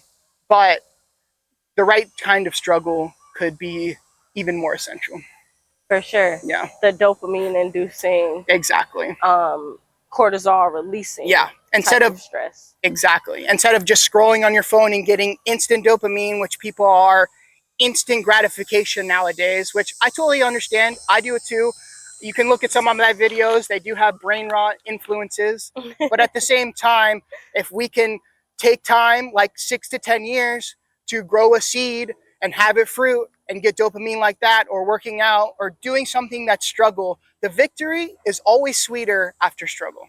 So if we can delay that gratification just a little bit to get us into long-term dopamine hits, usually by something that you put effort into, I think you would be better off for it. I know I am. Yeah, for sure. Yeah. Thank you for that. Yeah. So that's a little bit of my philosophy. Yeah. We can go back to the plants now. That's a greater example. So this is the pecan. So how do I crack it? I gotta get them things. Yeah. Okay. And it's bite them open. Yeah, I wouldn't do that. Yeah, I would probably break your tooth. Damn, I would not try that. Gotta hit it. Yeah. Wow, okay. Yeah. No, like they have like pliers. Yeah. Like they look like. Oh, okay. Yeah. Yes, exactly. Okay, I'm gonna take this home for sure. Yeah, go home. You can take this one too. Thanks. And then here's another one. Yeah, as much as you like, whatever. Woo! Yo, has anybody told you look like Nardwar? Really? With the hat? No, with the hair. Really? I've gotten told a lot that I look like Eric Andre. Yes. I get that on videos all the time. Okay, yeah, you do look like Eric Andre. The doucher. Weird comedian dude that does crazy things. He was on damn, what's that? Golf Wang? Oh yeah, he was on Hot Ones too. Yeah. He's all over the place. What is it called? Camp Flognog? When they had their Jackass show. Oh yeah. He was on there. Yeah, I can't remember what it's called. He's produced that show or something like that. It's like a lot of his ideas. He's actually hilarious and a really deep thinker. He's funny, yeah. So that's a great comparison. It's I don't know, I guess it's nice. When I was little, I was a lot bigger, a little chubby, so I used to get compared to Jonah Hill. So it's better that I'm Eric Andre, not Jonah Hill now. So this is a plantation of turmeric. Wow. Turmeric. I don't know how you say it, but this is that. Is this the black turmeric? Yes, there's black. There's all the varieties. Black, yellow, orange. Blue? Blue. Mm-hmm. Oh my gosh. Yes. So this is a cash crop. Yes, correct. And then you can also, if you step into here, you can see the turmeric flowers as well. You going in there? I ain't going in there. Don't worry, you'll be fine. I'm still a girl. So those are the flowers. And I also have plants for ginger, which is this is a ginger plant, but okay. Turmeric is more. So you're gonna pop that shampoo ginger in there too? Yeah, exactly. Maybe split it half and half. Yeah, I think it's 2 different ones. Mm-hmm. I would have brought more because I have so much of it. No, it's fun. Oh, and this is the bougainvillea. So this is your uncle's house. So this is my uncle's house. I hate bougainvilleas. I dislike bougainvillea. I don't hate anything. I dislike bougainvilleas because they have the thorns, and like I said earlier, I walk barefoot everywhere. So this is the thorn final boss. Yeah, exactly. It's like crazy. I've stepped on them before, and it is not fun. No, they look pretty, but at the same time, I don't know. I'm trying to produce value, not have plants that just look pretty. But so you're planting fruit trees on his house? That's my uncle's. So I take care of them. Fruit trees. Yes, but they plant fruit trees because I plant fruit trees, and they're always wondering. Yes, they have chickens. There's also a cherry, two cherries. You guys want some of those? Sure. Are they the Barbados? Yes, they are Barbados. I love Barbados. They're actually ripening right now too. So these are Barbados cherries. They're ready when you can just put your hand under it and they easily fall off. This is so they juicy. become very sweet like that. They have seeds in the middle, so you have to eat out the seeds, but they are very juicy and delicious. They have a bunch of vitamin C. You can make juice with them, but I don't believe in making juice because you're taking out all that fiber. I worked at a juice bar one time, so I made a lot of juice, but at the same time, I think fiber is important. Right. And we lack a lot of fiber in the diet nowadays. Right. So, very beautiful. This is like heaven. Very tasty. I can't wait until our Barbados cherry gets this big. Cherries also help you go to sleep at night. So wow. If you eat them before bed, it's a very good... I always eat cherries before bed. Yeah. I didn't know that, though. Okay. That's so cool. So to be specific about the vitamin C, one Barbados cherry has 3 times vitamin C of an orange. Yeah. A full orange. Mm-hmm. Yeah, look at that. Look at that. Can you pick some more? I just like the way it would like. There's also flowers if you want to get close up to those.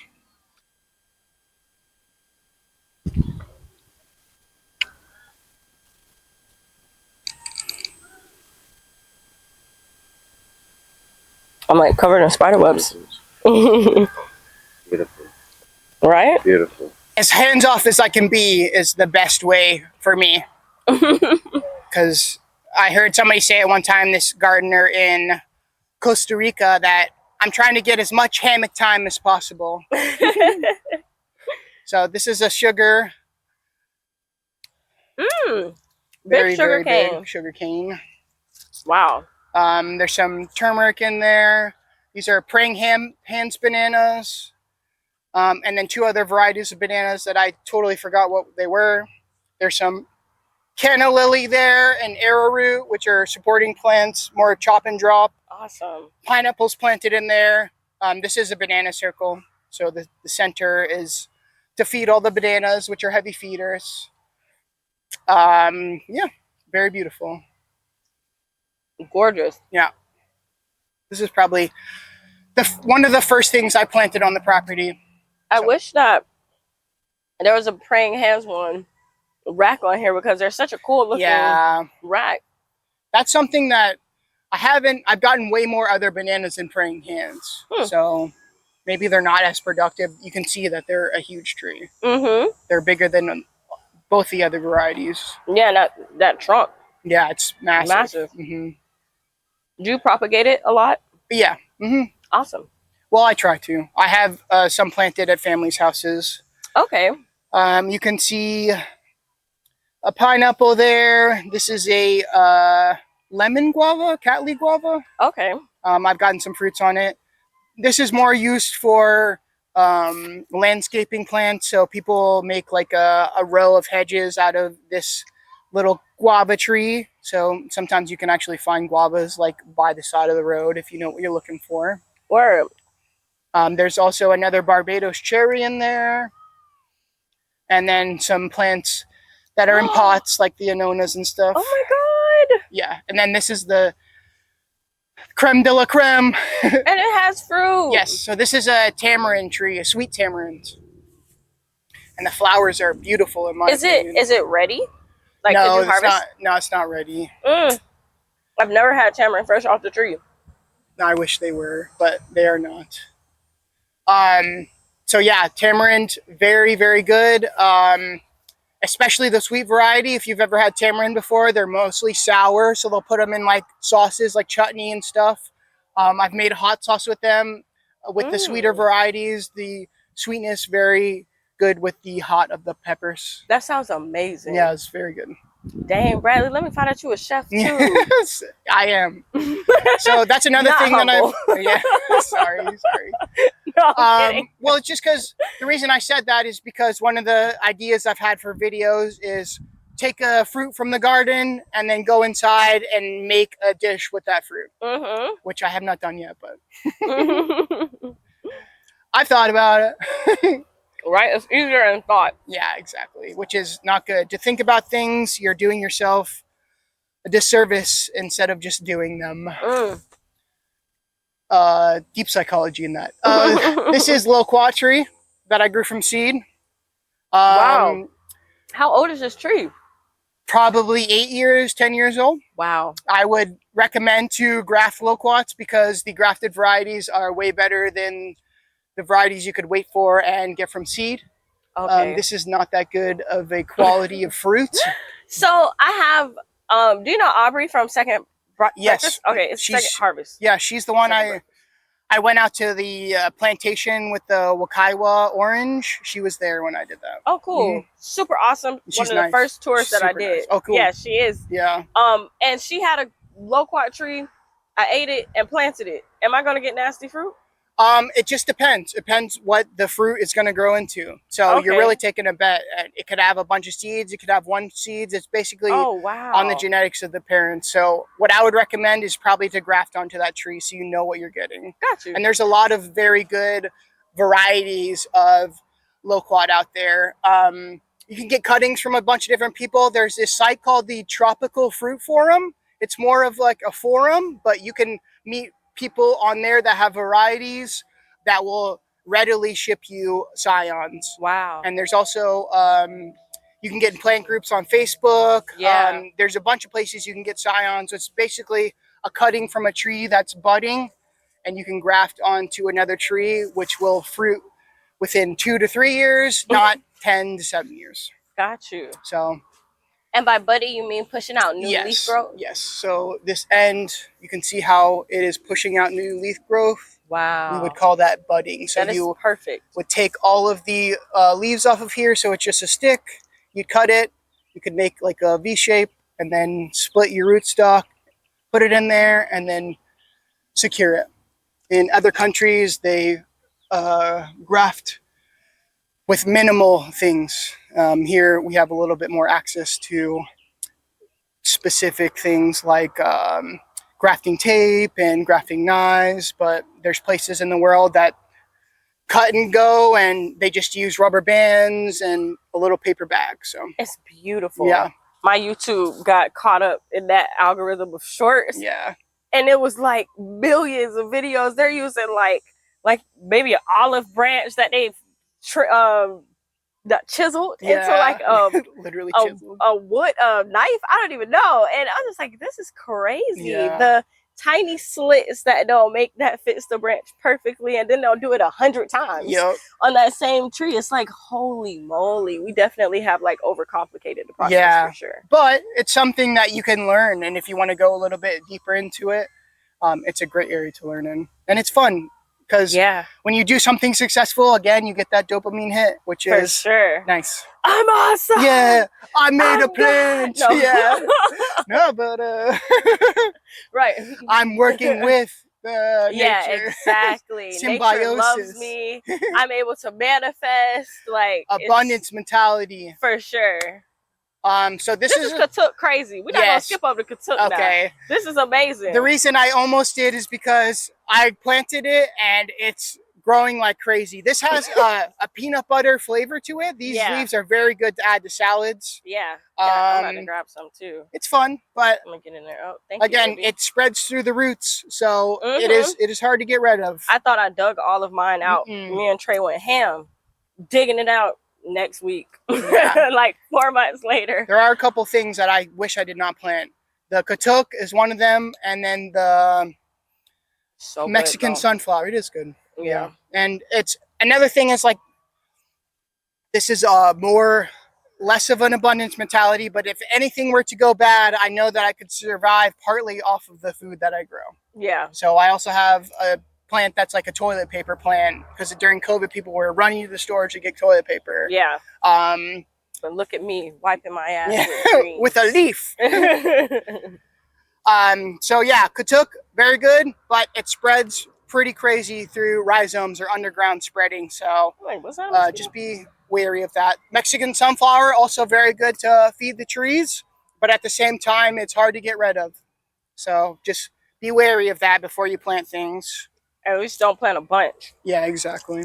Mexican sunflower get crazy. Yeah. Oh my God, speaking of get crazy. Yeah, so this is the other one of the first trees I planted. This is a Starfruit. I don't think it's a named variety. It's more of just a Starfruit. Holy, look at all the flowers. Yes, and the flowers are edible as well. They're delicious. And they're beautiful. They taste all zingy, like, oh my God, there's so many things living in here. Yeah. It's a ecosystem within itself. Exactly. A very abundant one. So this is my most ecosystem-like plantation that I have on the whole area. Yeah. So there's stories to it. Yeah, and it's very deep. Ooh, something just flew right to my lip and got stuck to my lip gloss. Oh, jeez. Look, no, it's on my finger. What are you? Who are you? I don't want to hurt you, baby. You gotta slide, though. Very juicy. It's not trying to leave me. They call it Starfruit because it looks like a star. A lot of times I'll bite off the edges because they are a little bit harder and then just eat the fruit. Very good. If you can eat too much. And they are a little bit poisonous if you eat too much for your liver or something like that. Gotcha. Or kidneys or something. I be crushing Starfruit. Thank you for telling me that. That's the reason I try not to eat it all the time. But you guys are more than welcome to some fruit. Do you know what variety this is? That's another thing, is I don't think it's a named variety. Got you. Yeah, go towards the back where less of the wasps are. Yeah. Woo, that's a good one. You stand in there. Ooh. Wow. This is gorgeous. This is like my favorite part of the garden for sure. with the huge story. So you have an ice cream bean in here. Yes. Wow. And this is also moringa too. Wow. Yeah. The tamarind is gorgeous. Like all these trees. So is this the oldest? This is the oldest. So okay. the plants that I planted first are this one. She's I've trimmed it back a couple times. The moringa as well. Wow. Oh, wait a second.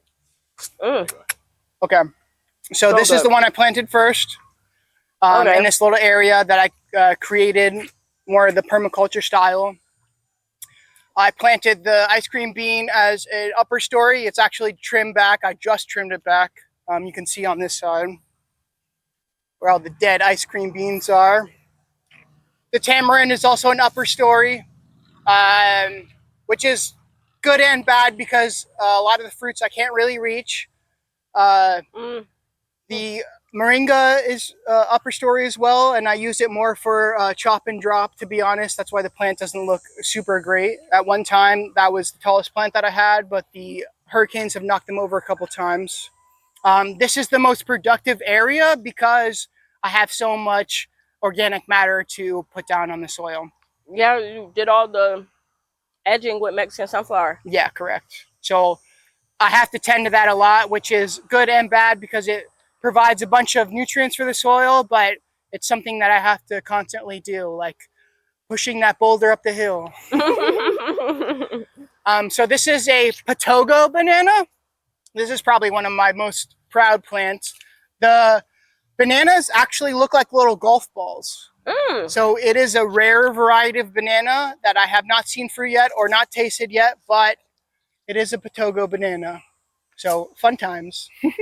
Wow. And then there's castor beans in there as well, and a bunch of little plants. The ice cream bean, the tamarind, and then around front I have a bunch of Suriname cherries. They plant themselves. So there's a bunch of little plants in there of each of them. That ice cream bean is gorgeous. Yeah, it is. It was massive. It was taller than the tallest branch that's there right now. Wow. Yeah. So how did you prune that? I climbed up there. Wow. Bradley in the tree. Yeah. Oh my gosh. I used to look more of the part. I had locks for 5 years. Okay. So you're really on your Eric Andre. Yes, correct. Yeah, as much as you want. Be careful. Like, ah! He's going for it. So is this the same white sapote that we seen earlier? No. So this is a mango tree. Oh. Okay, so we haven't even been to the side of the yard yet. Yes, correct. Wow. You've grown in a lot of it. Yeah, there's a bunch. When you first walked up, you wouldn't think it was this much in here. Yeah. And that's the reason I kind of want to keep it a little secret, because I have lack of privacy. Yeah, that makes sense. Yeah. So this is a pineapple pleasure mango. Wow. Pineapple pleasure. Yes, which is a very good mango. I mainly grow mangoes that have an orange and a coconut flavor to them because I would like to create a variety that's orange coconutty. Okay. So pineapple pleasure. This is the M4 mango, which is another one that has a coconut flavor. And then this right here, which is my prized possession, is a 4026. So it's supposed to have a pineapple-like flavor to it. It was grafted by Alex Salazar down in South Florida, who grows a bunch of different mangoes. And he supposedly created this one, so I guess we'll see how it goes. Yeah. Yes. That name isn't very sexy, but... Yeah, I know. There's not like a... It's called numbers because there's not really a name to the variety yet. Got you. So it's a newer variety. I wish I could remember Alex Salazar's. It's the castor. Yes. So where are the seeds at for this? These are little tiny castor plants. The seeds, when this is ready, will bless you. Thank you. There's 3 seeds in there, so maybe I can split it open. It's not quite ready yet. Is it like so you'll see the tiny little seeds in there? On each side, there's 3 seeds. So I don't know if you can see that, but 1, 2, 3. And it'll get brown and they will fall to the ground. Let's see if I have any other examples.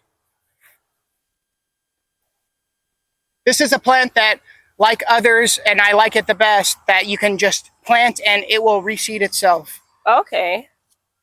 And it's very good for chop and drop. Here's some seeds. So here are the seeds. They dry out and look like that. There's a little coating around them. I can't really get it off. I'm kind of. So this would be one that you want to scarify. Is that how you pronounce it? Scarify? I don't know. A lot of terms that I look up. Yeah. There's the castor bean. Awesome. I've only read, so I don't know that. Yeah, for sure. Oh, sorry. No, it's okay. I'm glad it didn't disappear into the abyss. Stayed right on top for me. So that's another thing, is you can get these from the woods, which is where I got them. Yeah, that's super cool. And it's another plant that I don't really care about, so I just chop and drop them. Not that I don't care. All plants serve their purpose. Yeah, for sure. But you're not eating it. So yes, exactly. And it's more of, when I was out at Ever Oak Farm and talking to Mike, he has some plants that are more for frost protection than they actually are to eat. Like he grows cassava, and he uses the cassava for frost protection, but he doesn't. There's so much organic matter in the roots that you could dig them up, or you could just let them rot in place. Yeah. So that, I thought that was a smart idea. For sure. Which is, these are similar to cassava, but not exactly like that. So in here is another egg fruit canistel. This is probably the most like guild-like, because there's the castor beans, the bidens, there's some lemongrass over there. There's a tree that I cut back every so often. More of like a guild. Yeah. And then this over here is the black sapote.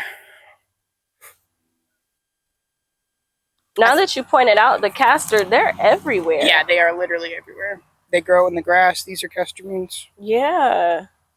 Which is also still building the soil. Exactly. And then so I have the Mexican sunflower over there. I'll chop it and then I'll put it with these plants. And I'll do the same thing with bananas and other things that I can to give these a little bit of nutrients. So hidden in here is the black sapote. Awesome. Grafted. This is a matte snow black sapote. Okay. Yeah, I've never tried it, so. This is another mango. This is Pickering mango. Okay. So that'll be a dwarf variety. I actually just grafted a Pickering mango for my mother at her house. Awesome. And it did very well. And Yay. I'll be coming out with a video about that soon. Awesome. And this one you've used the banana log to correct. fertilize, chop and drop. So this right here is where my bees are. Yes. Yes. I stumbled upon this earlier. Yes. So I think there's 2 hives right now. I keep the other hives because during swarming season, you can catch hives because they'll just go into the hives that are already there. So I keep them out just in case. Wow. Yes. It needs to be kept a little bit. That Mexican sunflower should not be there, and the grass should be cut down a little bit. But I am not looking to get stung every time I come out and garden. Yeah. So this is more of my dad's passion project than mine, but I do enjoy having the bees. So you guys harvest and utilize your own honey? Wow. So what we'll do is we'll harvest the honey, and usually my dad will use it in his coffees. I'll use it in my tea to sweeten it up. Instead of sweet tea, I'll put honey, and then we will give it away as presents to coworkers and family members. Wow. How do you get stung? They're like friendly, aren't they? These are a little bit more aggressive because, like I said earlier, they are bees that have just come into the hive, so they are not. They're not like bees that we got in nukes and put into the hives. They're bees that are natural to the area and have flown in the hives. So they are a little bit more aggressive when you open them up. But they're more aggressive when you have on dark clothes. Oh, okay. So I'll try not to come out in the garden with anything like black or anything like that because I'm not trying to get stung by bees. A demon! Yeah. So that's usually how I know when I'm done, is when the bees start messing with me. It'll be like, all right, time to go inside. Yeah, yep. Me and the wasp. Yeah. It's like 10 o'clock, 11 o'clock. They're feeling the heat. Yeah. They're pissed off. I know people take bees and use them as like therapy to get stung, but not Bradley. Yeah. I mean, I've gotten stung many times, but I'm not searching out to get stung. So this is a jackfruit. That's what I thought. Yes. With no windbreak. So it has, in the past, the reason that there's 4 or 5 branches, because it used to be a singular one and it got hit by a hurricane and fell all the way down. Wow. And next to it is another olive, but it is covered in Cersei, bitter melon.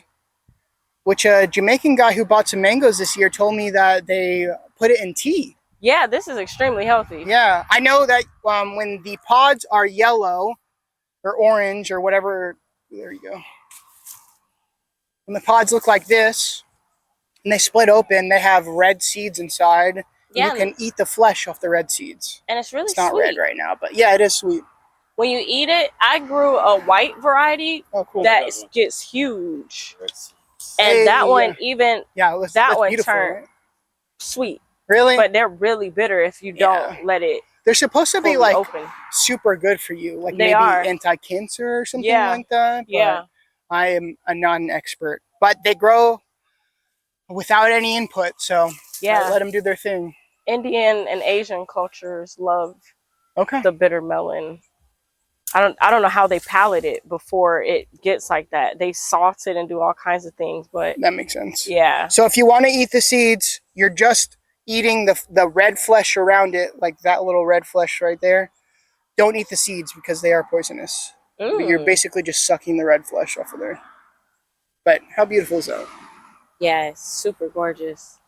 Colors make me happy. These are the more wild ones that grow on the side of the roads, but yeah, there's also, we have a natural cucumber that grows like that, that I have a couple of plants, but they're few and far between, so I don't know if I have any right now. This one actually is really tasty. Yeah? The only caveat with this variety that I feel is that the pot is just too small. Yeah, and also like they grow into trees like crazy and they kind of take over, and if you leave it like this for too long, it will smother the tree. So that's not good. I grew some. There is a natural yam that grows in Florida. I'll remember the Latin name in a second, but it grows in a lot of the forest areas. So if you can identify it, it has a square stem to it. Usually doesn't have the tubers that grow in the air, but sometimes it does. You can plant it in your garden, but again, it will take over trees and smother them, and it's hard to get rid of. So before you plant it, I would think twice about it. Yeah. But we do have a natural yam in Florida. So this is the Mexican sunflower that I used to chop and drop and feed all the plants. This is a cherry of the Rio Grande. Oh, wow. Which I actually bought in a pot. This is a Suriname cherry. Is this a red or a black? This is a red, and I also have the black varieties. Awesome. So these two are black, and then there's one that's nestled back in there that's a black as well. Wow. Do you prefer the black or the reds? To be honest, probably the black, but at the same time, they're very similar to each other, so. Okay. Watch out behind you. Yeah. This is another rare plant. This is in the Eugenia family. This is called Cedar Bay cherry. Ooh. Or Australian beach cherry. There's no fruits on it right now, but that's a very good one if you're looking for rare Eugenias, which are, the Suriname cherry is a Eugenia. And the cherry, the Rio Grande, is a Eugenia as well. All right, and this is the last, well, I guess there's 2 plants over here. So behind this plant, it's Monstera deliciosa, which produces a fruit. And you can see there are fruits on there, yes. They stay on the plant for a year. So these ones just flowered and fruited. A year. Yes. Talk about patience. Yeah, exactly. And then this is a hazelnut. Wow. And this one fruits? Yes. It's so tall too. I didn't even see. They do better when they have multiple different hazelnuts, so I'm trying to get other hazelnuts in here. Got you. But there are ants, I'm sorry. Staghorn fern, which is, I just think it's a cool plant, but I'm growing orchids in there. So that's another cool thing. I have some native orchids as well. But these are just orchids that I've had. Will help you, babe. You want me to get it? Okay. Okay. Just dug it out. All right, last little part. So, second to last little part.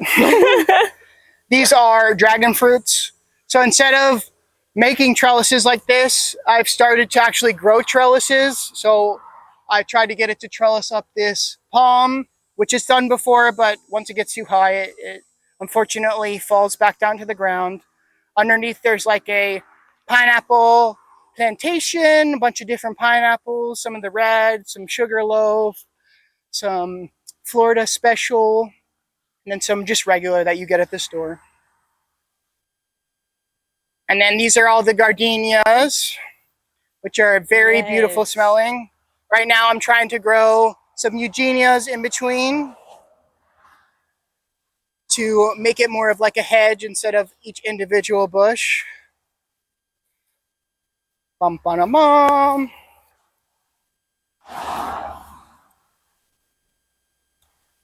This is Turk's cap hibiscus, I believe. Yes. You can eat the flowers. This grows really well from cuttings. The flowers have like a little bit, when you pick them, when they're not open yet, they have a little bit of sweet liquid at the very end when you reveal the terminal end of the fruit. And it tastes very good. You'll see a bunch of ants on them because the ants will forage that sweet little nectar. This is crazy though. Yes. So this is a continuation of me talking about growing my own trellises, because this used to be a tree, and now as you can see, there are dragon fruit at the top of the stump, I guess you would call this. Wow. So that is a once living trellis that I grew. Well, my grandparents put it in the ground, but I decided to keep it that length so I could grow dragon fruit up it. So this is a jackfruit, and it has a ton of fruit on it. There's 4 fruits on it. Wow. Yes, you can see. That is my favorite fruit. Oh, wow. Yes. And these are massive. Yes. How old is this tree? This tree is 7 years old. Wow. Oh, that one is like... Yeah, it's that one's passed, yeah. I unfortunately sometimes have fruit that I cannot get to in time. So if you guys want one of these, you can have one. Oh, for sure. Yeah. Are you serious? For sure, 100%. Oh my God. That's crazy. Okay, this later is on I'll get something to cut it off. Look how beautiful that is. The thing about this area is we're between 2 very big lakes, so sometimes the lake has a lake effect where the water comes into rain and it gets stopped by the lake. So we get a little bit less water, but we are in a very nice microclimate because the 2 lakes are so close that each one is providing a climate that protects the fruits a little bit. So we get a little bit less cold than other places in Central Florida. And that's the reason I'll have a little bit more tropical stuff, because it can survive here. Got you. I can smell it. Yeah, you can, yeah. That's awesome. Yeah, it's very, very nice. And jackfruit, biggest growing tree fruit that's anywhere in the world. You can tell that they're very, very big. And it's what juicy fruit's flavored after. So really, very cool fruit. Wow. Which one is bigger? This one. Let's do the bigger one. Are those pruners even going to be sufficient? More ready? They're both pretty much the same stage. Yeah. Are you filming? Yeah. Yes. Wow. Oh my God. Look at that. This is the best gift I've ever received. Like, what the heck? It's sap. sticky. So the thing with the sap is there's a bunch of latex, which will get your hands very sticky. So the best way to cut it is to use a knife and then put some like olive oil on it. Yeah. And the latex won't affect the knife, and maybe cover your hands in olive oil and it'll be better for your hands. I can't say it won't get sticky, but it's better to have a little bit of oil on your hands. For sure. Don't try and do it after. You're going to be a sticky mess. Yeah, it's bad. But how it is right now, it seems pretty hard, so we got to wait till it. I would wait till, yeah, like a day or two, maybe 3. But when it's ready, I'm going to send you a picture. Okay, I'll be covered, bust down in jackfruit. Yeah, and I haven't had one in like a year. Cool. All right, the seeds plant very easily as well. So oh, beautiful. The seeds if you want. Oh, I'm going to have 20 jackfruit trees. Are they more true to type? And like 10 to 12 years. Yeah, 10 to 12 years. I don't know if they're true to type. Is this Orange Crush? No, this is Townsend Pink. Okay. Which is not my favorite, to be honest. The other one is Black Gold Jackfruit that we saw earlier, but I have not tried the Black Gold yet because it fell over in a hurricane. So we'll see how that one tastes. I'm going to go put this at the front. All right.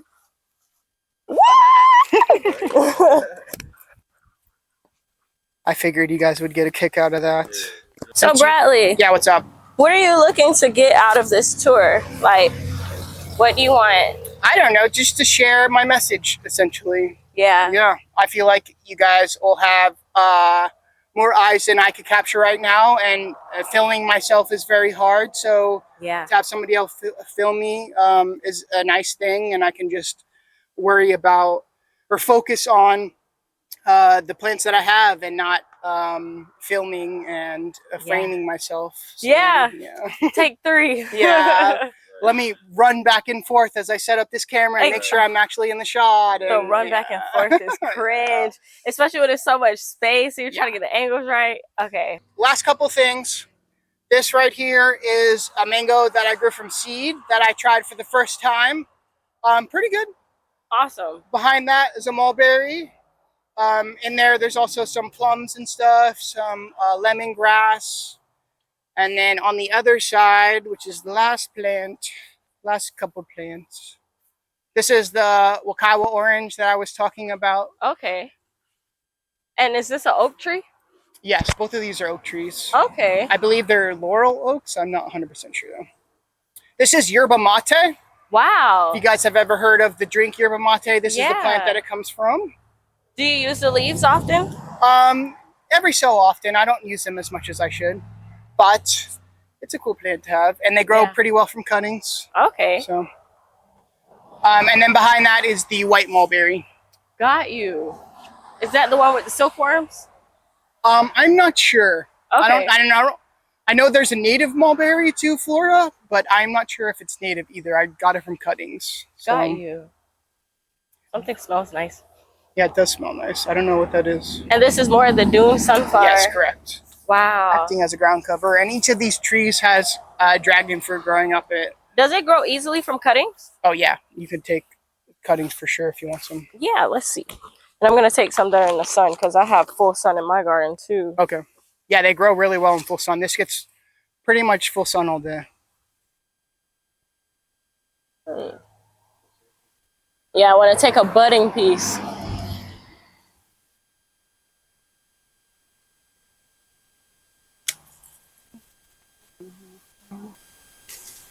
These are more traditional plants. Yeah, this is box tree and podocarpus. But fun fact about podocarpus, a lot of people have them as hedges, but they actually make an edible fruit that tastes like a blueberry. Let me go grab one more cook. So these podocarpus, if you allow them to fruit, the fruit is going to look like this. This back part is what's edible, so you take that green part and just throw it off. Kind of looks like a blueberry and tastes like a blueberry, but it's a little bit blander. And they have that beautiful inside color. I don't know if you eat the seeds or not, so I kind of spit them out, but do some research before trusting some random guy on the internet. Right. No, seriously. Hi, butterfly. They're good though. They're very good. Had that inside? Or did you just pick it off on the tree? Just on the tree. Oh, okay. It's that time of year. This is awesome, Bradley. It's been freaking amazing. Thank you. Yeah, for sure. Thank you. I try. Yeah, for sure. Anytime. Yeah, thank you. Have you shown us everything? Yeah. Okay. Mm-hmm. Oh, like you never know. There's always more to see. Yeah, there are some more to do. Little things like in here. I have pineapples and stuff between the podocarpus. Yeah. But these are like more landscaping plants. Beautiful. So, well, yeah, thank you so much. Yeah, you're for very allowing us here. Yeah. Sharing space with us. We've had a beautiful rise. If people want to buy like your potted plants, would they just DM you? Yeah. Yeah, probably just DM me at Cultivated Oasis on all platforms. Awesome. Yeah, maybe fruit as well. Or if you want to come out, take a tour, meet some plant people, build some community, I'm always here. Forest Bay. Yeah. All right. Yay! Woo! Next time. Until next time. Twirl away. How many years have you been gardening? Oh, 12 years. So awesome. Over a decade. How did you get into gardening and why? Let's see. I just got interested in plants. So I started out very interested. I read a couple books like by John Martin Fortier and Curtis Stone, like market gardening, basically how to make money from growing vegetables. So I found a local place and I said, if there's nobody else doing it, then I'm going to do it myself. But I actually found a local place called Fleet Farming. You guys may know of them. Yes. And I volunteered with them for a while, learned how to grow food from them. And then I also started working for them as like an installation manager. So I went to people's houses and taught them how to grow food and eventually started planting trees for them. So that's how I got into all of the garden stuff. And from that time when I started reading those books, I slowly gathered plants, started from seed. I didn't have a lot of money. Like you'll see now, I don't have a lot of money. So anything that I can do to make it more affordable, I'm gonna do. So small plants, plant friends are the best because they give you free plants. Yes. So that's like how my journey started.